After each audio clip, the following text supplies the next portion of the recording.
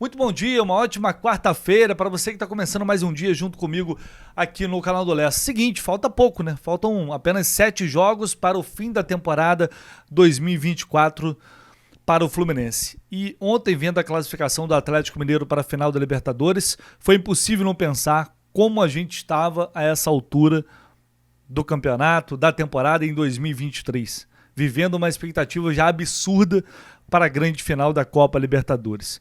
Quem poderia imaginar que a gente teria um ano de 2024 tão difícil, tão complicado, com tantas coisas ruins acontecendo, muitas vezes ao mesmo tempo, né, com um breve momento ali de alegria que foi a Recopa Sul-Americana, mas a verdade é que é uma temporada muito abaixo das expectativas por tudo que aconteceu no ano passado, e a gente já falou muito sobre isso, né? E aí a gente olha para essa final, Atlético Mineiro, Botafogo. Aliás, o Fluminense poderia.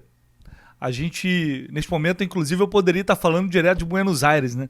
Se o Fluminense tivesse conseguido passar do Atlético Mineiro, apesar de que naquele segundo jogo, de fato, não fez nada por merecer. Mas, enfim, esse não é um vídeo de lamentação por não estar em mais uma final de Libertadores, porque a gente já lamentou isso lá atrás. A nossa realidade hoje é muito diferente, né?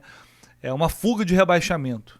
Eu ia falar que alívio essa temporada tá acabando, mas alívio vai ser mesmo quando ela acabar, ou quando pelo menos o Fluminense alcançar a pontuação máxima para fugir definitivamente de qualquer chance matemática ali de ser rebaixado.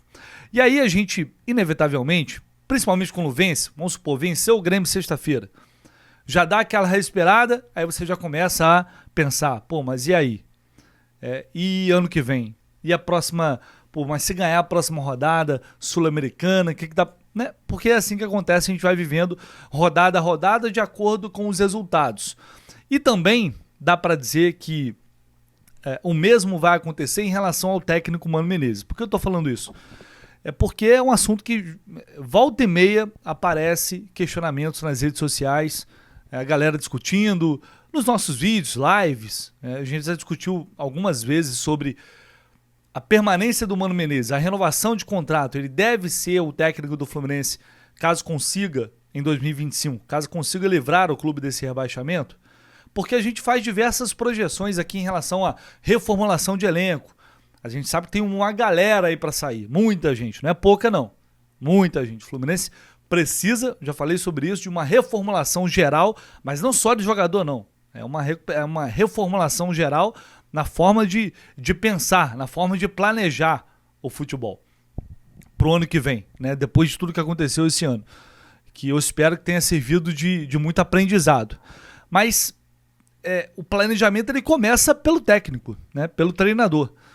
O Mano, ele tem até o momento, são 24 jogos, se eu não me engano, 24 jogos, 11 vitórias, 4 empates e 9 derrotas. Um aproveitamento de 51,39%, que no geral é baixo, não é um excelente aproveitamento, mas muitas dessas derrotas foram nas Copas, né? Copa do Brasil, Copa Libertadores, algumas delas, na verdade. E isso faz o saldo no Campeonato Brasileiro ser positivo, que é o recorte que mais interessava quando ele chegou.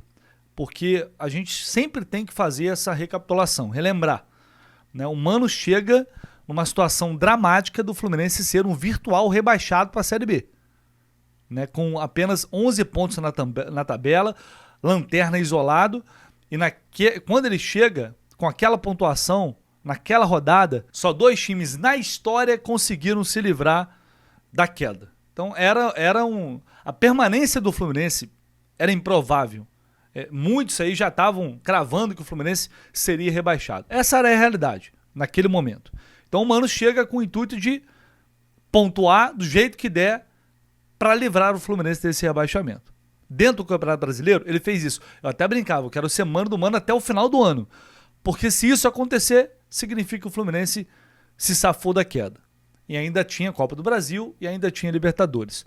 Mas, é claro, a preocupação era o Campeonato Brasileiro. Não tinha discussão quanto a isso. E no recorte do Campeonato Brasileiro, o Fluminense tem uma das melhores campanhas no segundo turno, e só por isso está hoje fora do Z4, mesmo com dificuldades, mesmo oscilando e mesmo às vezes sendo esse time desinteressado que parece ser em alguns jogos. Então, primeiro, a análise do Mano, a gente tem que separar, né, as Copas, porque foi um desempenho muito abaixo nas Copas. Aquele jogo contra o Atlético Mineiro foi marcante, negativamente falando, né? Inadmissível a forma como o Fluminense se comportou naquele jogo. Ser eliminado pelo Juventude na Copa do Brasil também não é algo que pode ser normalizado. Então tem esse peso nas Copas, né, que contrasta com o bom desempenho no Campeonato Brasileiro. O contrato do Mano vai até o final do ano, mas eu já falei aqui, ainda ninguém me confirmou isso, mas é provável que tenha um gatilho de renovação automática caso ele permaneça na Série A. Mano é um treinador experiente, cara que normalmente tem mercado, não iria chegar para pegar uma rabuda dessa, né, conseguir fazer uma grande campanha de recuperação e não ter algo ali amarrado nesse contrato. Então acho improvável. Porém, mesmo que tenha, nada impede o Fluminense de não renovar, talvez tenha que pagar um valor por isso. Então vai depender muito de convicção. Por que eu estou falando isso? Porque não adianta nada. É claro, gente, ainda tem coisa por acontecer. E essa avaliação do trabalho do Mano, esses jogos eles serão fundamentais, porque eles vão determinar o futuro do Fluminense. É permanência, é Sul-Americana, é queda, é o que está em jogo neste momento. Então isso fatalmente vai determinar a avaliação do trabalho do Mano no geral. É importante ressaltar uma coisa aqui, o Fluminense permanecendo na primeira divisão, pelo que era a realidade quando ele chegou, independentemente de qualquer coisa, vai, para mim, na minha opinião, a gente vai poder dizer, ou eu falarei que o trabalho do Mano foi bem sucedido, porque o grande objetivo era esse e ele cumpriu. Eu espero que isso que aconteça. Ah, mas era o mínimo. Não, era o mínimo até o Fluminense entrar nessa situação. Depois que entra, do jeito que estava, era muito complicado. Então, eu acho que tem que ser justo quanto a isso. Diria que o trabalho dele, para esse objetivo, ele foi bem sucedido. É diferente de dizer que o Mano tem que ser o técnico do Fluminense em 2025 por ter livrado o clube de rebaixamento. Não necessariamente. Aí vai depender do que a diretoria do Fluminense tem convicção no trabalho dele ou não. Por quê? Se ele começa o ano que vem no Campeonato Carioca, que é o campeonato mais fraco, aí se arrasta ali e vai levar, aí chega em março e é demitido, você mais uma vez joga para água abaixo todo um planejamento, né, de um técnico que montou o elenco, comandou uma reformulação e aí com 3 meses, 4 meses vai ser demitido. Porque não havia convicção sobre o trabalho dele. Convicção garante alguma coisa? Não garante. Tanto é que o Mário renovou o contrato do Fernando Diniz e logo depois ele foi demitido por tudo que aconteceu. O Mário tinha essa ideia de que o Diniz seria o treinador até o fim do mandato dele. Ele tinha essa vontade, porque gostava ou do Diniz, ou da filosofia do Diniz, da forma como ele conduzia o clube, obviamente pelas conquistas também. E a gente sabe que é um estilo de jogo, uma forma de pensar o jogo, o futebol. São formas totalmente diferentes, totalmente opostas. Tanto é que o Mano chega para romper com tudo que vinha sendo feito. Ele não chega para dar sequência, chega para romper. Ele rompeu e conseguiu os resultados dentro do campeonato que mais importava. Agora, se a diretoria não tiver convicção no trabalho do Mano para o ano que vem, o presidente Mário Bittencourt, Paulo Angione, a diretoria do Fluminense, ela vai ter coragem de não renovar o contrato do Mano? Porque a gente sabe como o Fluminense se comporta, a diretoria do Fluminense se comporta nessas situações. Da questão não é só a questão da gratidão, né? De dar sequência. Não, o objetivo foi alcançado, o trabalho foi bem feito, a gente avaliou bem, é justo, é correto, que permaneça, que fique, porque a gente estava numa situação muito difícil. Dá para imaginar o discurso, né? O Mano aceitou, era uma situação de um rebaixamento iminente, ele mesmo com muita experiência topou, aceitou o desafio, acreditou na gente, aquela coisa toda, e aí renova o contrato.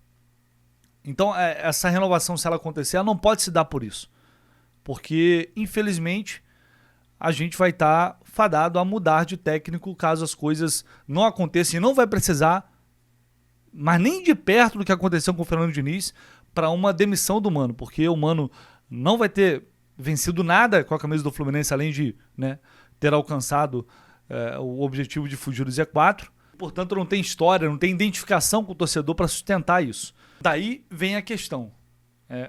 Com o objetivo alcançado, talvez vaga na Sul-Americana. E daí vem o questionamento. Será que a diretoria do Fluminense, mesmo satisfeita com o resultado do objetivo, com o objetivo conquistado, né, talvez Sul-Americana, a diretoria do Fluminense romperia com o Mano porque entende que para começar um trabalho, para planejar, para estruturar e a forma de jogar não é o que o Fluminense espera para o ano que vem, ou não é o que o torcedor espera.